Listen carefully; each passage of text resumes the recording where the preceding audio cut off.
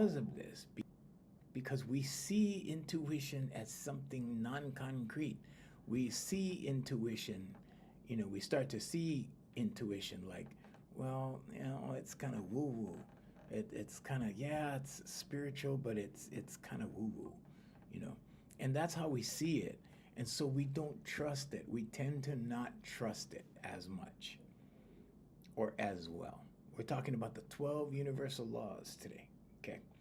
So intuition or intuitive thought is your divine guidance. This is your divine guidance that you need to listen to. So women have very strong intuition. That's why they have a name for it. It's called women's intuition. Okay, they have a name for it. Why? Because they raise young. They're engineered to become mama bears. That's why they have strong intuition, because they have to take care of babies. Okay, so they have this extra amount. Okay, they have a little bit more than the average person, right? Or let's say men. Okay, they're more sensitive.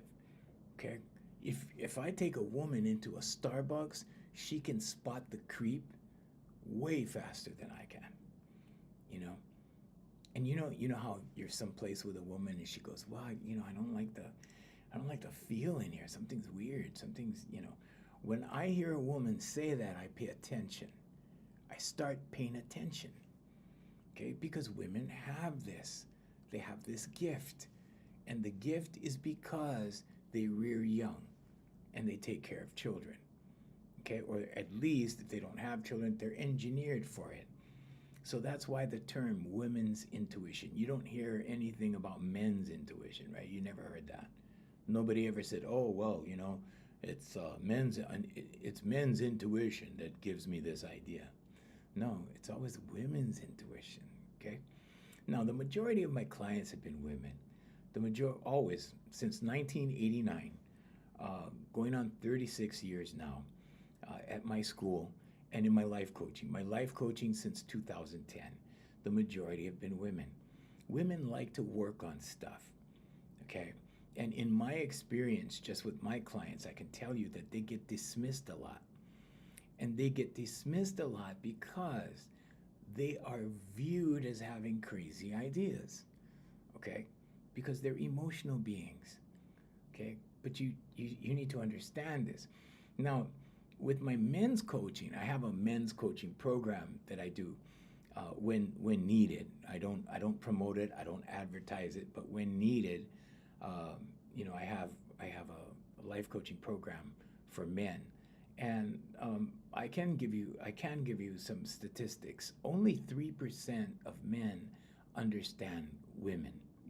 Good morning, Jay. Only 3%. 3 out of 100 men understand women. It's really funny when I have to teach the young boys because they don't get it, right? And some women have actually thanked me for saving their marriage because I counseled their husbands. It's something to get used to, because you can't look at a woman like a dude. You just can't. She doesn't think like us. She doesn't operate like us. She doesn't do anything like us. Okay? So you can't look at, I always say, women are not men with boobies. That's what I say. I don't want to get in trouble on the live, but anyway, we're not going to go there. But yeah, 3% of men understand women. Okay, so keep in mind that women's intuition is sharper, much sharper. She's much more in tune with everything than men. All right, so law of inspired action. That's what we're talking about. Now, the law of inspired action draws things towards you. Okay? So this law says you have to take meaningful, aligned action with intuitive thought. Because that's divine messaging. That's the divine talking to you. Whatever you believe that is. I'm not here to tell you what to believe. If you believe it's source, okay. If you believe it's Jesus Christ, Allah, whatever you believe that is, okay. But I'm just saying it happens in every human being. It just happens more in women than men. That's all. Okay? It's sharper because they have a keener sense of it. And what you need to do is pay attention to this, because this will bring you closer to your goals. Okay? In meditation, it's very helpful, because in meditation what happens is a lot of unnecessary junk in here starts to clear out. And when that happens, you're only left with intuitive thought. Okay, so intuitive thought is not something that you add to yourself. Intuitive, hi Afrocentric, good morning, good day. Hey Billy, morning Billy. So intuitive thought is not something that you add to yourself. If you want to be more intuitive, it's not something that you study or something that you add to yourself. You have to take the junk out, the worry, the stress, the overthinking, those things. And that's what we use the vocalization exercise for. It gets rid of all of that stuff, and then you're just left with awareness, intuition, inspired thought, that kind of thing. Okay? So you have to act on your inspiration and intuition. Okay, so now, number 6, the law of perpetual transmutation of energy. Okay, this law says that energy can be transmuted. It can change. It can change form. So let's say you're having a bad day and you have bad energy. You can change it to good energy. It might take a few minutes, might take a few hours, but you can change it. Okay? Energy cannot be eliminated.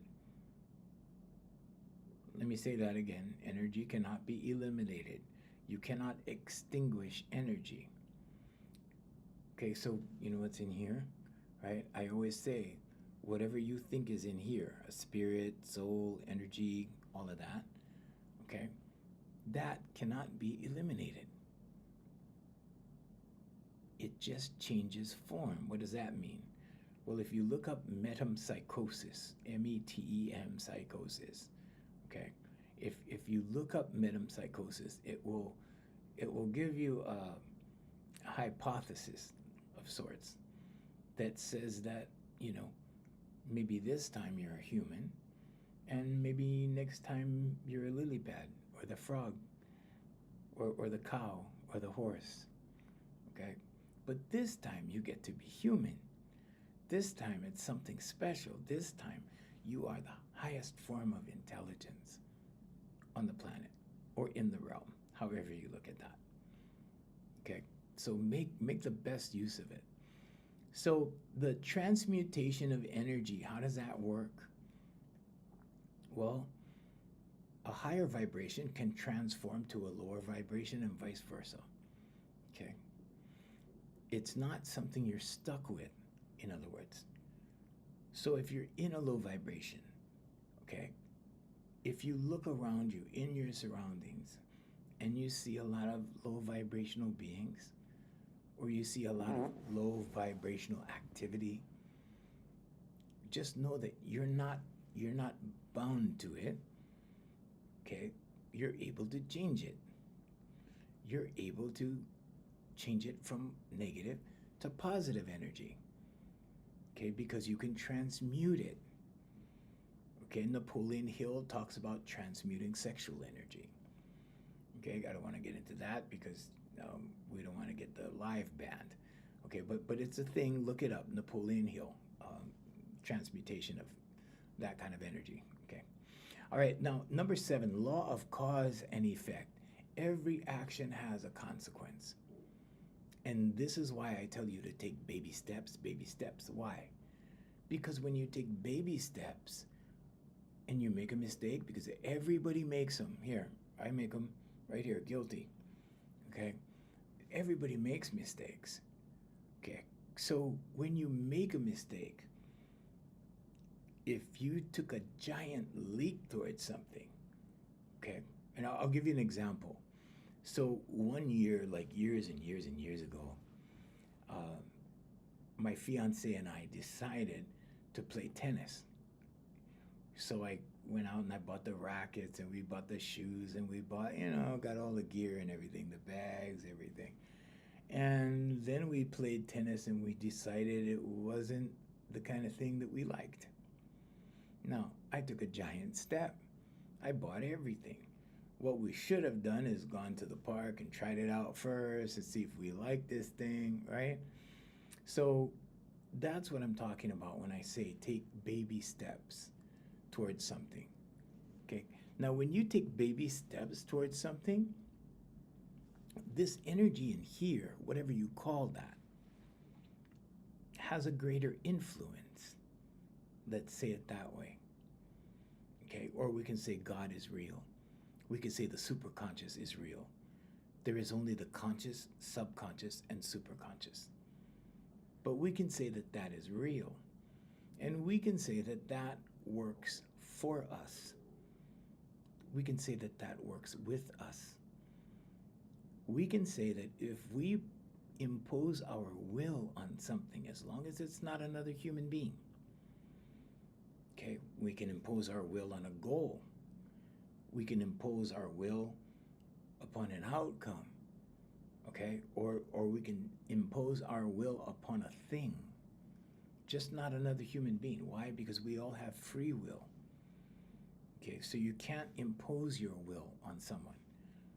Okay, just like, for example, if you love Susie and Susie doesn't love you, you can't manifest Susie, or you can't make that happen, is what I'm saying, okay? Everybody has free will. But you can manifest anything else. You can do anything else besides free will. Intrude on another person's free will. Okay, you can't do that. But here's what you should do, right? In that case, okay, cause and effect, right? So put forth a baby step, a small action. When you move in small actions, if you make a mistake, it's a small correction. Okay, don't be like me and buy everything for tennis and then find out you don't like it, and now you've spent all that money. See, so at that point it becomes a waste, right? Okay, so that's why I'm saying baby steps, always baby steps. The law of cause and effect tells us that there's always a cause that creates an effect. Okay, Isaac Newton's third law. Now, this also suggests that when you give, or when you love, or when you hate, you're going to get the equal opposite reaction. Now, you might not get it right then and there, but it will come back to you. How does this come back? Well, most of the time it comes back through your subconscious. There's no scorekeeper in the sky. There's no scorekeeper looking at you and go, oh, okay, he did something bad, let's write that down. Oh, he did nothing bad, oh, let's write that down. There's no scorekeeper. You are the scorekeeper. The book of life is written within you. Jesus Christ told you the kingdom is within. But when you give, when you create these positive actions, because of the divine law of oneness that says we're all created, it comes back. It comes back. So what you do comes back. And it may not come back immediately, but it will come back. Now, how do these things come back? Well, let me give you a little insight to it, how it works with your subconscious. Let's say you start creating bad actions. Okay, offensive actions towards someone. Let's say it's that. Your subconscious learns these things. Now, after you've done it a few times, your subconscious goes, oh, that's the kind of person we are? Okay, got it. Now what happens? Now you start doing it out of habit. People steal out of habit. People lie out of habit. People curse at people out of habit, or they just curse in general. Thank you. Welcome. Hey, Manuel. Manuel, my buddy in Belgium there. Eric, good morning, Eric. So your subconscious learns these things, and pretty soon it becomes a habit. What happens when it becomes a habit? Well, you start offending people all the time. It becomes part of your personality. You become offensive. And what do you think happens to people that are offensive? They get in trouble, right? Because other people don't take that, right? So they feed it back to you. So what goes around comes around. If you do it often enough, your subconscious will memorize it. And then your body does it better than your conscious mind. So keep that in mind. Now, the law of compensation says that this law is all about fairness and balance. You're compensated in proportion to the energy, effort, and service that you give. Okay, St. Catherine of Siena said almost the same thing. She said, "You will receive blessings in accordance with your giving." What does that mean? Well, that means that, let's say you do a little bit of good for people. Let's say you do a little bit of public service. Let's say you do a little bit of charity. Let's say you do a little bit of kindness. You will receive back a little bit of kindness. A little bit here, a little bit there. So it's proportionate. It's proportionate to your actions. So if you give a lot, you're going to get a lot. If you live life hard, okay, if you have this white knuckle grip on life and you want to make it go here, you want to make it do this, you want to do that, you're forcing things to go here, to go there, your way, my way, that kind of thing. Okay, that's ego. When you live from the ego in that way and you make a mistake, guess what happens to the consequences? Yeah, you're going to get consequences like this. You're going to get those kinds of consequences, hard ones. Really, really hard, working, pushing, working really hard. And then you make a mistake, and what happens? You get a really hard consequence for the mistake you made because you're working so hard or pushing so hard. When I was building my companies, I worked hard. I pushed hard because I thought that was the thing to do. Everything, all of that stopped in 2008 when I did my 2007, when I did my studies. All of that stopped. Till today. My parents always tell me, work hard, you have to work hard. And I'm like, no, that's plantation mentality. That's factory mentality. That kind of thinking came in the industrial age, and it went down through the generations. Now with technology, you think people are going to be working hard? No, AI is going to do it for them. Okay, so now we're in a different age. This is a much different age. The technological age is going to be very, very different. It's not about working hard. You do not have to work hard. You may have to work long. I work long. I never work hard. I just work long. There's a difference. When you're working long, you're not necessarily pushing, but you have to put breaks in between. And that's why the meditation, affirmations, meditation, vocalization, and visualization. You need those vibrational breaks, because whether you know it or not, whether you see it or not, whether you feel it or not, everything is vibrating. Everything has a vibration. when you start looking at things in the realm of energy or in the context of energy, you're going to see a different world. You will start recognizing low vibrational activities. You will start recognizing low vibrational people. You will start recognizing things like low vibrational eating, the kind of food people eat. You know, I sit down to lunch with millionaires and multimillionaires. They don't eat out of a 7-Eleven. They don't eat that kind of food. They don't eat tacos and burritos and Burger King. They don't do that. They don't go to Taco Bell. They don't do those things. They did once upon a time, I'm sure. But we evolve as humans. We evolve as Homo sapiens.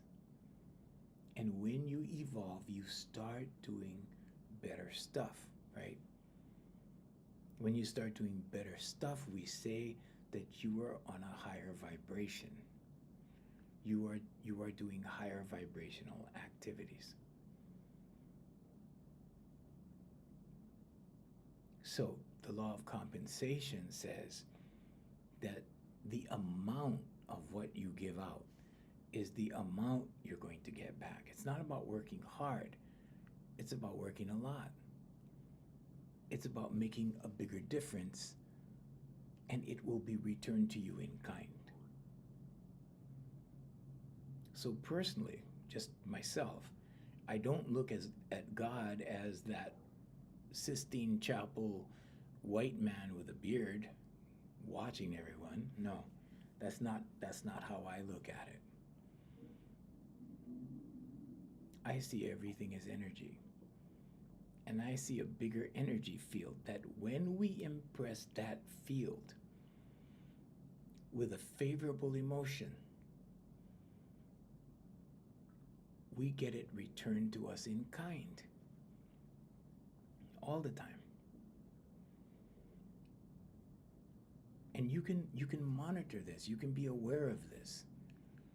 And if you're aware of this, you can see it in real time happen to you. You can see it. Think about the last time you were happy. Did things start to go well? Think about the last time you were sad. Did things start to go wrong? I get rid of anxiety in my clients. I get rid of overthinking in my clients. And they naturally begin to get happy. Because happiness is the absence of these negative emotions.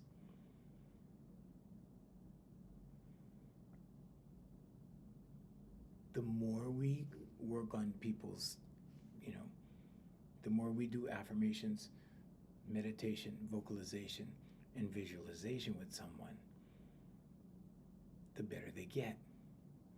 Why? Because it takes all the negative stuff out. And now you're just left with awareness. You're left with happiness. You're left with peace. You're left with joy. It's very easy to be joyful when you're not plagued by problems. But life happens. Avalanche, good morning. Good morning. Life happens. So the law of compensation just means that the amount of what you put out is the amount that you get back. So when you see someone who has a big business, when you see someone who has a large company, they probably started small. And they probably started rendering a little bit of service. And as they grew bigger, they rendered more and more service. So the amount of money that comes back is more and more. Okay? Thank you for the hearts. So that's the law of compensation. The law of relativity is number 9. Everything is perception. What seems difficult for one person may be easy for another. So it's relative. It's relative to perception. And this is why I say when you start to form good habits, don't think of it as hard. Okay, people tend to think of good as, something you have to work hard for. No, that's not true. You can develop good habits very, very easily through your subconscious. And they can last if you practice them. And all it takes is repetition. So let's say you learn how to do a particular process well. As long as you keep doing it well, your subconscious will memorize it as that, as well. And then you just keep doing it. Now, if you don't do something for a while, what do we say? We say, oh, I'm kind of rusty at that. I haven't done that for a while, right? But it's not difficult. Don't look at it as being difficult.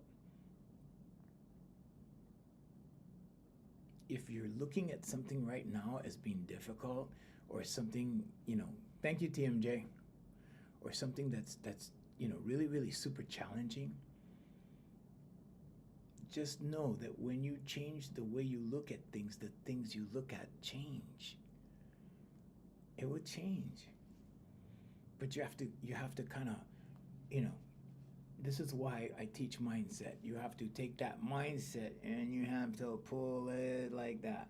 From the glass half empty to the glass half full.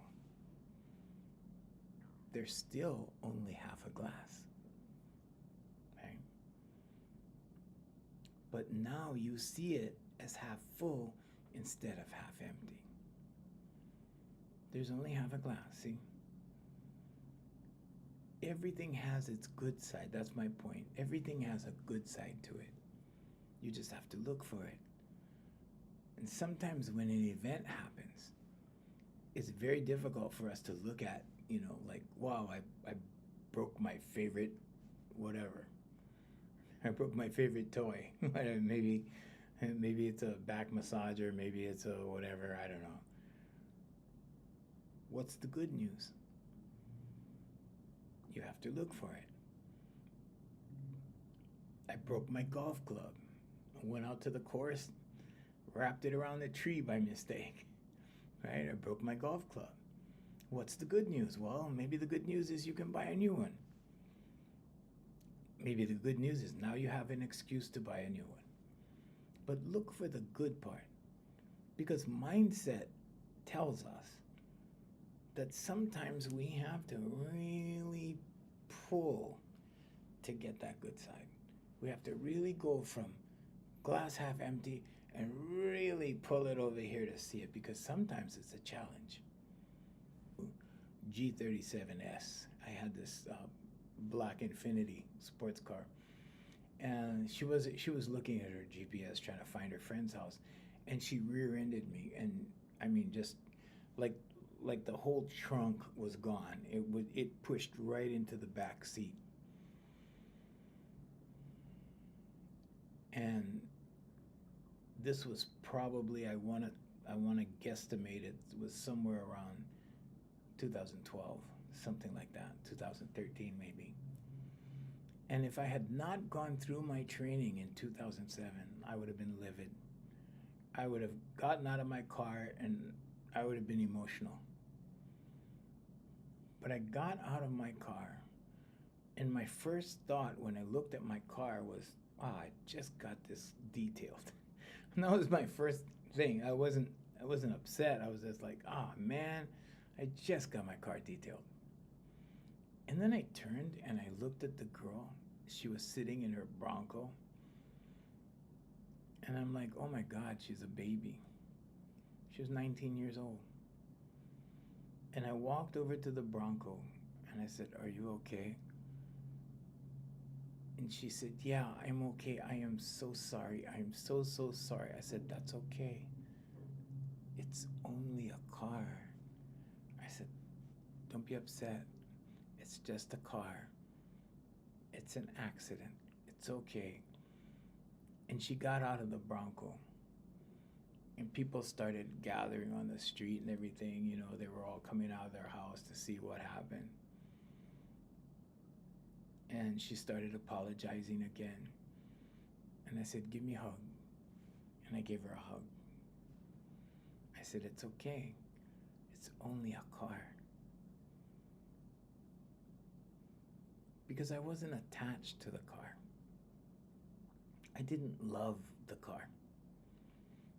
I gave that up after the first brand new car. When I had the first car, yeah, I tricked it out. I was, was all into it. I was happy. It was my first brand new car,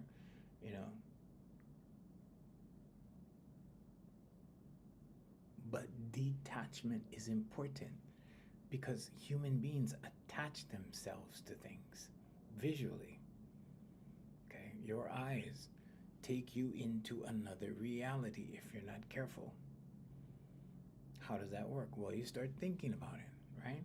Thoughts become things.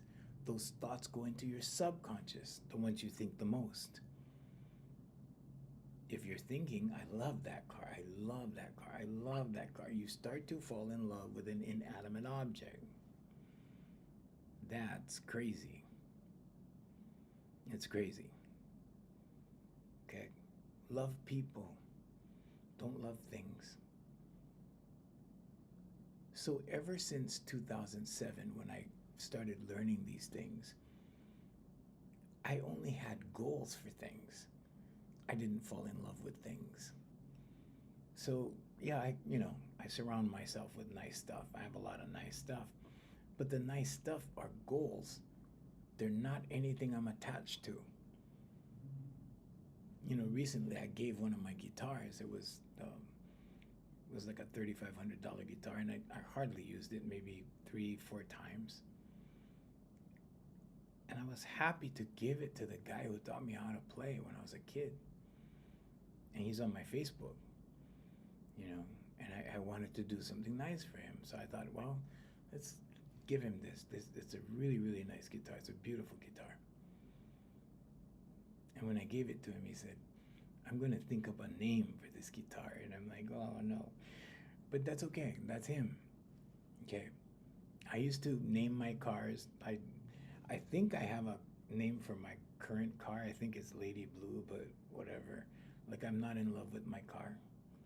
If the car got in an accident tomorrow, it would just be a car. But the lesson here is don't become attached with inanimate objects. We see this all the time on the news. People lose everything they have. And I feel sorry for them. And one day it might be me. But if it is my turn, if it does turn out to be my turn one day, if there is a huge storm or whatever and I lose everything I have, it's not going to be catastrophic. I'm going to be more concerned with people and their welfare. And I think the world should be more like that, but that's just my opinion. So love people, show love to people, and make your things goals. The car is a goal. And when you make goals like that, don't say things like, when I get the car, I'm going to be happy. When I get the golf clubs, I'm going to be happy. When I get the, whatever, right? When I get the new grill, I'm going to be happy. No. You have to be happy first. The way it works is when you are happy, you project that energy on the greater energy field and it returns it to you in kind. When you're happy first, things come easily, plentifully, and quickly. When you're angry, it's like you have this invisible force field in front of you, and it keeps all your blessings out here, and your blessings are trying to come to you, but you keep this energetic field out in front of you. Sometimes it's anger, sometimes it's worry, sometimes it's doubt, sometimes it's fear. But that's what pushes things away from you. Now, the positive emotions, the positive feelings, the positive vibrations, like love, joy, passion, excitement, anticipation, those things. Those things are important.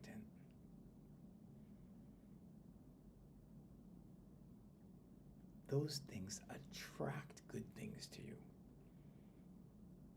The negativity kind of holds things off, or it attracts negative things to you. So many people that I teach have made their affirmations, right? They make their affirmations. Where's my pen? They make their affirmations. I am so happy and grateful now that I'm confident. And then they start thinking about confidence. And then they start wondering, well, can I really be confident if I'm writing the affirmation? Okay. Then they start doubting the process. When they start doubting the process, what are they doing? They're pushing it away like that. They're pushing.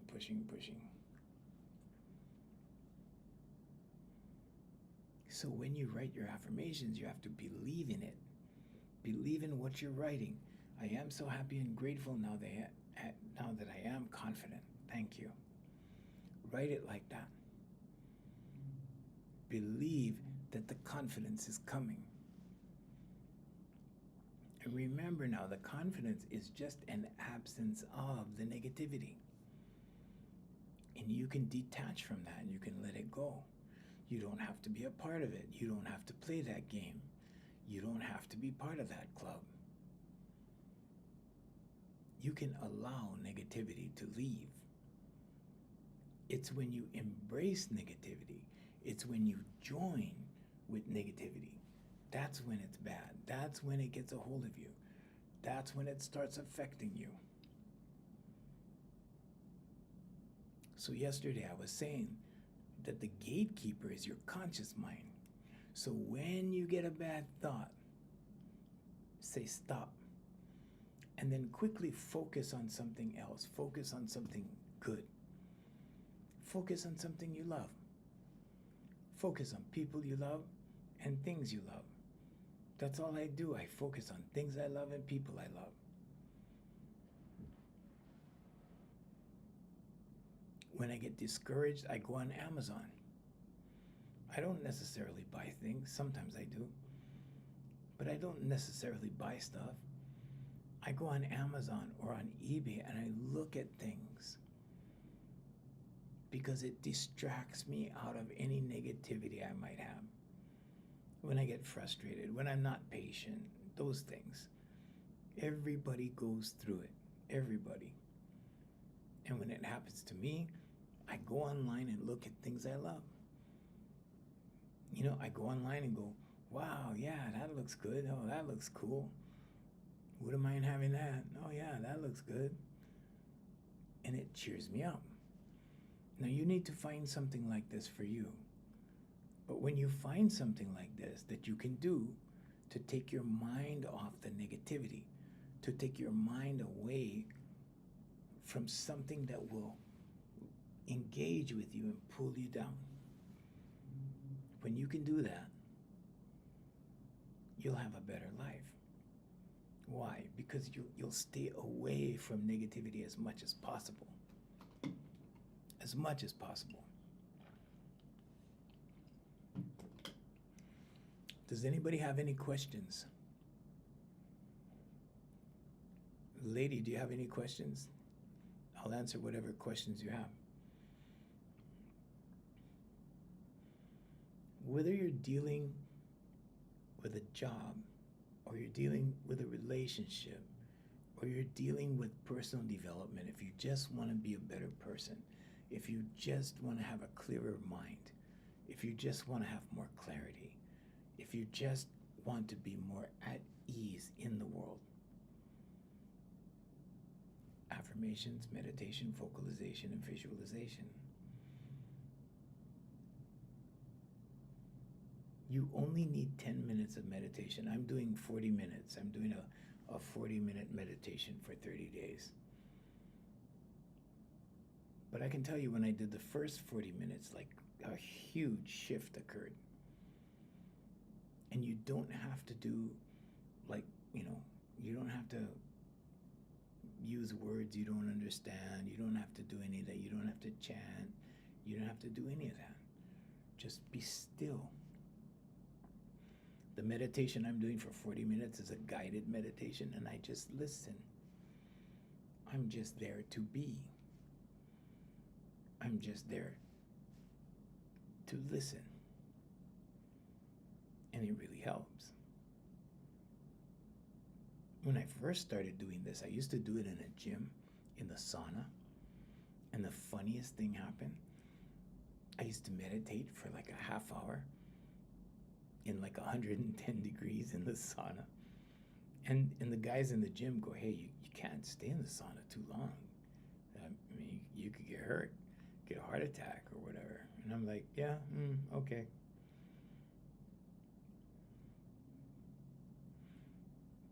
But every time I went to my office right after, like an email would come with a contract, like a job opportunity would come, or some kind of order with my consulting company.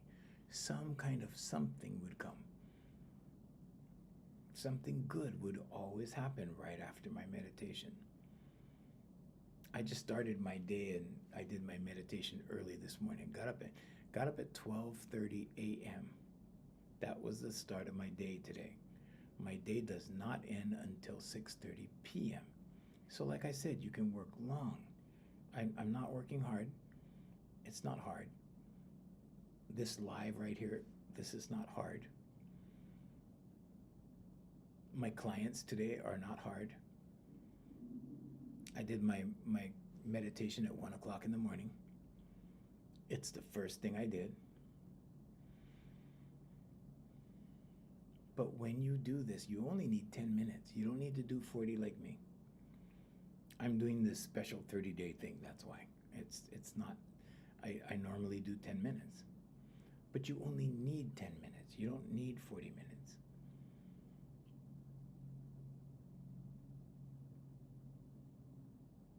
So now let's move on to the law of polarity.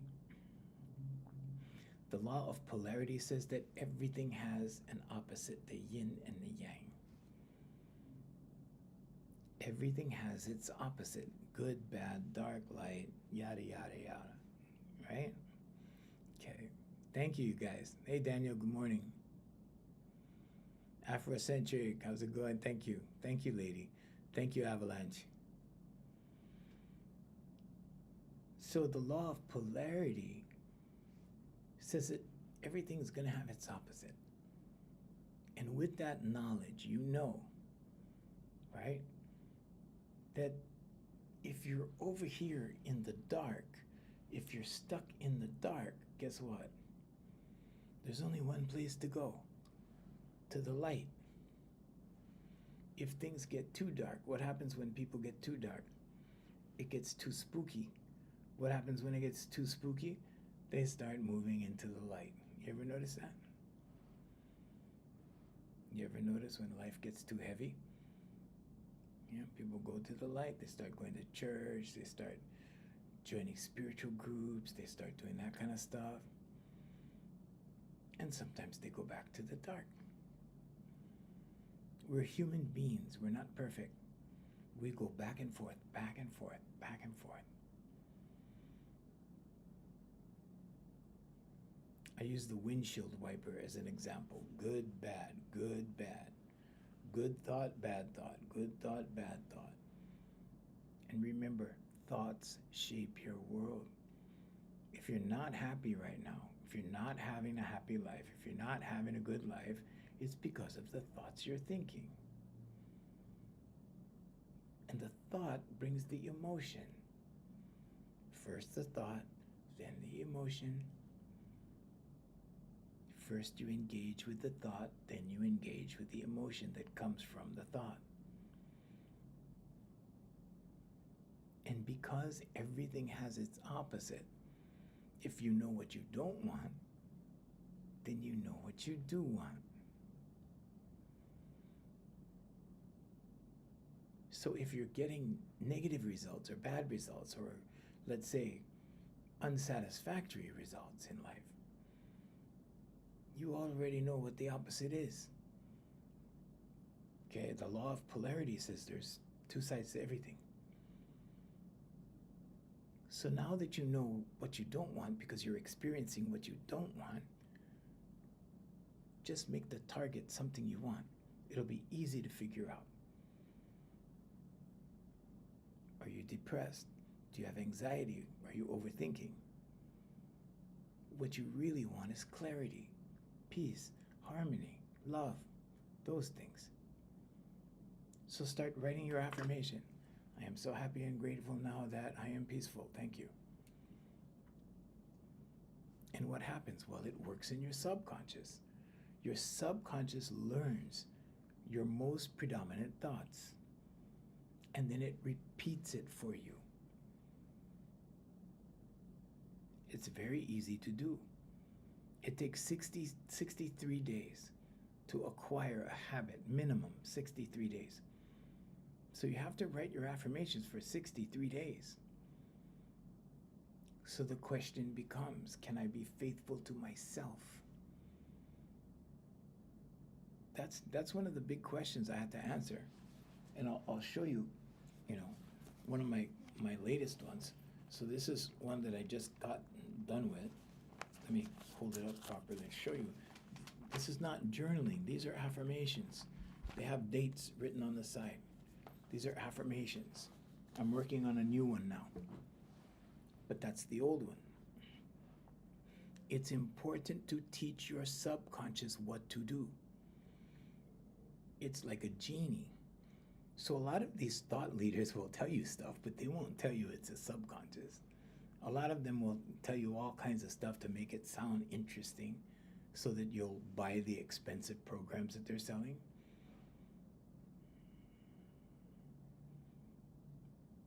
At the end of the live, we'll in a couple of minutes, we'll tell you how to get a hold of me. But I'm not here to sell you a program. If you want to work with me, you can work with me. But I'm not here to sell. I'm here to give. I'm here to tell you that everything is subconscious. Everything is subconscious. You don't have to learn to drive your car every morning. You learn one time. The rest is repetition. You put that one idea into your subconscious over and over for 63 days. It becomes a program. When it becomes a program, and you have to be faithful to yourself in the process, but when it becomes a program, it's automatic because your subconscious will repeat it automatically.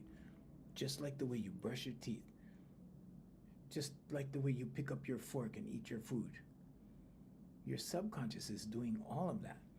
It does 90 to 95% of your actions during the day, during every day. It's your subconscious.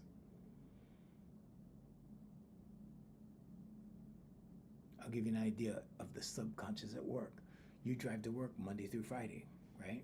You take the same route to work, okay? On Saturday, you want to get bread and milk from the store. And you start thinking of stuff while you're driving.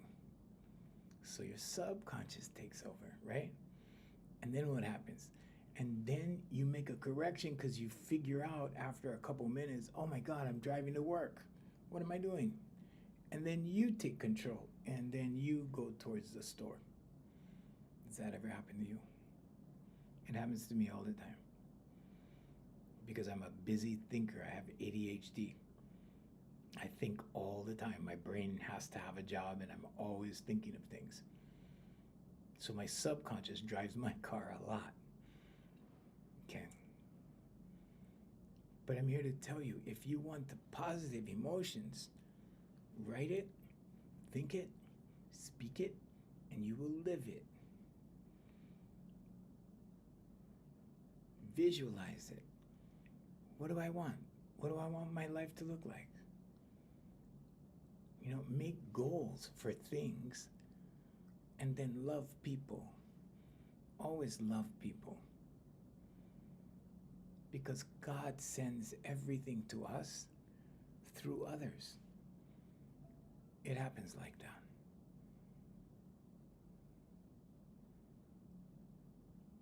Everything comes to us from the divine through others, manifested by our subconscious. Thoughts become things. So make sure you think the good ones. Okay, so Jay is over there about to tell me that, yeah, see you tomorrow. So I will let go of the international feed. So thank you guys. Thank you for being here. We're on 7 platforms worldwide every morning. Thank you guys. And we'd like to say much love and aloha from Hawaii. And we will see you tomorrow morning at 7 a.m. Hawaii time. Okay, so mark it down on your calendar. It's going to be same time